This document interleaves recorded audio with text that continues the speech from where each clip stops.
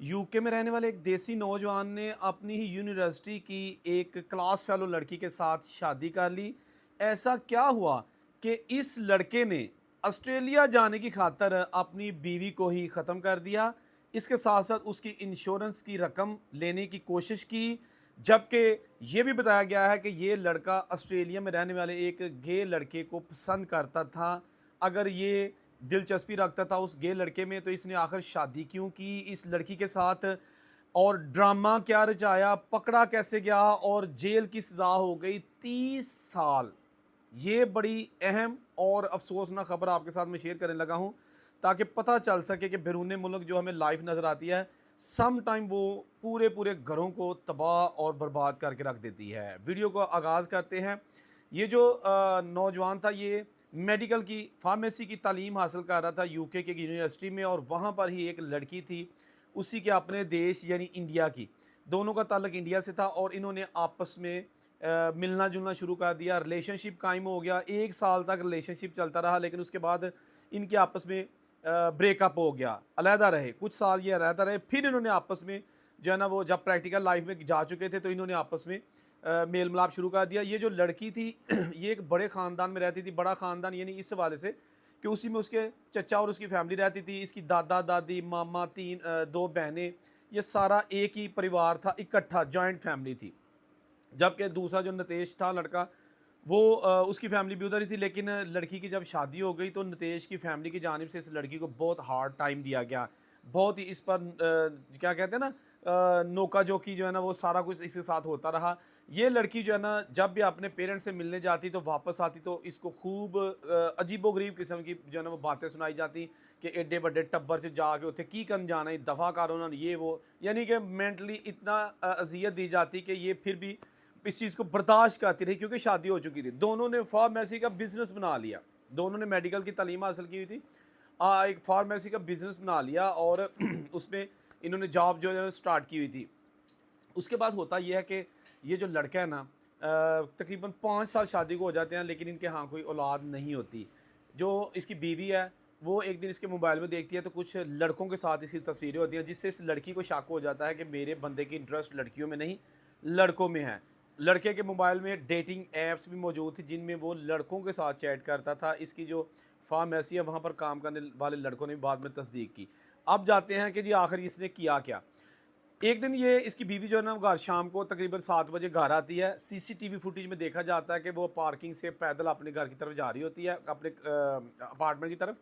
लेकिन उसके कुछ देर बाद ही इसका हस्बैंड उसी कैमरे से नज़र आता है और वो अपनी गाड़ी में बैठकर कहीं जाता है। तकरीबन आधे घंटे 25 मिनट बाद वो वापस आता है, लेकिन वो जाता है पहले एक पिज़्ज़ा शॉप पे, वहाँ पे पिज़्ज़ा ऑर्डर करता है, उसके बाद घर आता है। टोटल कोई आधा पौना घंटा लगा के वापस जब घर आता है, तो उसकी बेगम जो है ना, वो बेहोशी की हालत में, यानी कि मरने के करीब आप कह सकते हैं, वो फर्श पर लेटी होती है और पूरे घर का सामान बिखरा पड़ा होता है। बड़ा परेशान होके अपनी तरफ से ये पुलिस को कॉल करता है कि जी मेरे घर में रॉबरी हो गई और मेरी बेगम को मार रहा है, मतलब कि मार के चला गया है। पुलिस जब आती है तो वो देखती है, तो उन्हें ऐसा केस दे के सबसे पहले जो शक होता है ना, वो हस्बैंड पे होता है। अगर बीवी को मारा गया हो तो हस्बैंड पे शक होता है, अगर हस्बैंड को मारा गया हो तो बीवी पे शक होता है। पुलिस ने जनाब अपनी इन्वेस्टिगेशन का दायरा का जब आहिस्ता आहिस्ता बढ़ाना शुरू किया, तो उन्हें सीसीटीवी जो कैमराज थे, मुख्तलिफ जो शवाह थे, वो इकट्ठा करना शुरू कर दिए, डीएनए वगैरह। अच्छा, इस लड़के ने कहा कि जी मैं गया, यहाँ पे घर में मौजूद था, मेरी बेगम आई है, थकी हुई थी, जॉब से आई थी, मैं इसके लिए पिज़्ज़ा लेने चला गया। पिज़्ज़ा लेके जब मैं वापस आया तो ये सारी घटना हो चुकी थी।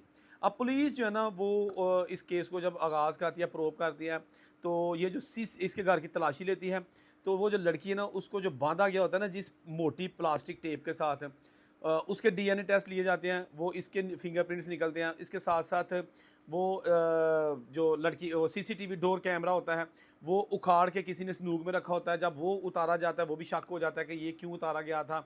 फिर जो इसकी मोबाइल की हॉट बीट्स और दीगर चीज़ें जब देखी जाती हैं, उस दौरान आपको पता है ना, मोबाइल में एक एप्लीकेशन हेल्थ की होती है, तो जिस दौरान ये वारदात हुई थी ना, जब ये पिज़्ज़ा लेने जा रहा था और वापस आया था और ये सारा सामान बखेर रहा था, उस दौरान जो मोबाइल पे इसकी हार्ट बीट थी वो बहुत तेज़ शो कर रही थी, रूटीन से हट के। तमाम तर एविडेंस जो है ना, पुलिस ने इकट्ठे करने शुरू कर दिए। बाद में ये भी पुलिस को पता चला कि इसकी जो है ना वो दिलचस्पी थी लड़कों के साथ, और जो मुख्तलिफ़ किस्म के शवाहद हैं वो मिले, तो इसने कहा कि ऑस्ट्रेलिया में एक गोरा रहता है, ये उसके साथ भी रिलेशनशिप में था मुबैना तौर पर जो कहा गया है, और ये उसके पास जाना चाहता था। इसकी बेगम की 3 लाख पाउंड की इंश्योरेंस थी, और वो हथिया के ये हमेशा के लिए यूके से ऑस्ट्रेलिया मूव होना चाहता था। तो इसीलिए शायद इनके यहाँ औलाद भी नहीं हो सकी थी, जो कि कहना था लड़की वालों का। जबकि लड़के वाले जो है ना वो अक्सर औकात कहते रहते थे कि लड़की भांज है, ये औलाद पैदा नहीं कर सकती। तो इस तरह की जो है ना वो चीज़ें भी इस फैमिली में चलती रही थी। तो तमाम शुबहात को मद्देनज़र रखते हुए इस बंदे को पकड़ा गया, इसने फिर इकबाल जुर्म किया, इससे तमाम जो तफसीलात हैं वो हासिल की गई, और उसके बाद इनको कोर्ट में पेश किया गया। सबूत इतने ज़्यादा थे, सबूत इतने वाज़े थे कि अदालत को ज़रा भी मुश्किल पेश नहीं आई इस देसी आदमी को सज़ा सुनाने में। जूरी ने भी फौरी तौर पर तमाम अपना काम मुकम्मल कर लिया। 30 साल के लिए इस बंदे को जेल भेज दिया गया। इसकी उम्र अभी 40 साल थी।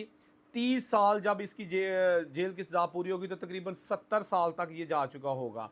आप अंदाज़ा करें कि एक गलती ने दानिस्ता या गैर दानिस्ता कितने घर बर्बाद कर दिए। एक पढ़ी लिखी लड़की जिसने मेडिकल की तालीम हासिल की, उसको भी बर्बाद कर दिया। खुद इतनी मेहनत से अपनी तालीम मुकम्मल की, नाम के साथ डॉक्टर लिखता था, फार्मेसी की तालीम हासिल की थी, अपना भी बेड़ा गर्क कर लिया। लड़की के पेरेंट्स की भी ज़िंदगी बर्बाद कर दी, इतनी अफसोसनाक सूरत हाल क्रिएट कर दी, और अपने जो उसकी फैमिली थी उसको भी बर्बाद कर दिया। होता पता क्या है, बाहर के मुल्कों में इंसान सम टाइम इस तरह की हरकतें कर देता है कि जिसका पछतावा सारी ज़िंदगी रहता है, लेकिन हाथ कुछ नहीं आता। ये कोई पहला वाक़या नहीं है। लव मैरिज की अगर आपने, तो इसका मतलब था कि आपको एक दूसरे में दिलचस्पी थी। उस वक़्त लालच भी नहीं था कि इसकी इंश्योरेंस होगी कि नहीं होगी। लड़की यूके का जो इलाका लीड्स है, वहाँ पर एक इंडियन ख़ानदान के यहाँ उसने परवरिश पाई, आँख खोली, बड़ी, और उसके बाद इंतहाई खूबसूरत और शरीफ। इसकी जितनी भी सहेलियाँ काम पे थी या जो भी थी, उन्होंने कहा कि इंतहाई शरीफ और मेहनती लड़की थी। जबकि ये जो लड़का है, इसके बारे में अजीबो-गरीब किस्म की जो है ना वो आराए सामने आती रहीं। ये लड़का तो जेल चला गया, लड़की दुनिया छोड़ गई, लेकिन अपने पीछे इस कदर इतनी ज़्यादा कहानियाँ छोड़ गई कि जिसको देखकर सुनकर इंसानियत भी शर्म से काँप उठती है, शर्मिंदा हो जाती है। जब ये खबर सामने आई तो जंगल में आग की तरह जो है ना ये खबर फैल गई, और उसके बाद फिर क्या होना था, ये 2018 का वाक़या है, और इसको बताने का मकसद सिर्फ ये है कि बताया जा सके कि बाहर के मुल्कों की जो लाइफ है वो खूबसूरत भी बहुत है, लेकिन बहुत सारे ऐसे लोग हैं जो डिप्रेशन का शिकार हो चुके हैं।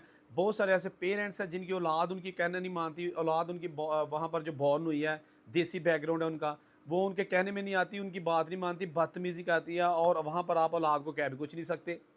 जब वो बालग हो जाती है, लड़कियां जवान होती हैं, वो अपनी पसंद की शादियां करनी शुरू कर देती हैं। वो नहीं देखती है गोरा है, काला है, मुसलमान है, नॉन मुस्लिम है। अक्सर ऐसी फैमिलीज़ हैं, मुसलमान पाकिस्तानी बैकग्राउंड की फैमिलियाँ जिनकी औलाद ही उनके काबू में नहीं है।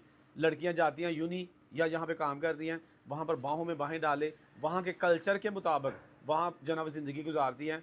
अगर उनको कुछ कहो तो पुलिस आपको जो है ना वो पकड़ लेती है। तो क्या कह सकते हैं, हर फैमिली, हर जो हर देखने वाला देखे ना, माँओं बहनों वाले हम सारे लोग हैं, बेटियों वाले हैं, लेकिन ये क्या कर सकते हैं जब किसी पे इस तरह का कोई वक्त आता है कि किसी की बेटी इस तरह हरकत करती है, बेटा करता है, या किसी बहू के साथ ऐसा होता है, तो अफ़सोस ही किया जा सकता है। एहतियात क्या भी बंदा कर सकता है। अब इन औलाद को, या जो बहू होती है, या जो घर के फैमिली मेम्बर, इनको रस्सी के साथ बांधा थोड़ी जाता है। वहाँ का माहौल ही ऐसा है। हम अगर चाहते हैं कि हमारी औलाद बाहर के माहौल में परवरिश पाए, उनका फ्यूचर रोशन होगा, वहाँ तालीम अच्छी है, आलूदगी नहीं है, रोज़गार के मौके ज़्यादा हैं, तो ये चीज़ें भी फिर साथ चलेंगी। वहाँ का कल्चर अगर आप अपने बच्चों को देंगे तो कल्चर तो वो अडॉप्ट करेंगे, वहाँ का माहौल तो अडॉप्ट करेंगे। बहुत सारे ऐसे वाक़यात इटली में भी हो चुके हैं कि पेरेंट्स अपने बच्चों की ज़बरदस्तियाँ शादी जन्म करना चाहते हैं, लेकिन बच्चों ने इनकार कर दिया, कुछ को मार दिया गया, कुछ लड़कियाँ आज भी वहाँ पे असाइलम टाइप यानी कि सिंगल जो कैंप होते हैं वहाँ पे ज़िंदगियाँ गुजार रही हैं। क्या फ़ायदा ऐसे पेपरों का, ऐसी औलाद का, ऐसे पेरेंट्स का, जब ज़िंदगी ही जो है ना वो तबाह बर्बाद हो जाए। आप अपने कमेंट से जो है ना अपनी आरा का इज़हार कमेंट में कर सकते हैं। जहाँ खुश रहें, और उनसे बेको इजाज़त दीजिए। अल्लाह हाफ़िज़।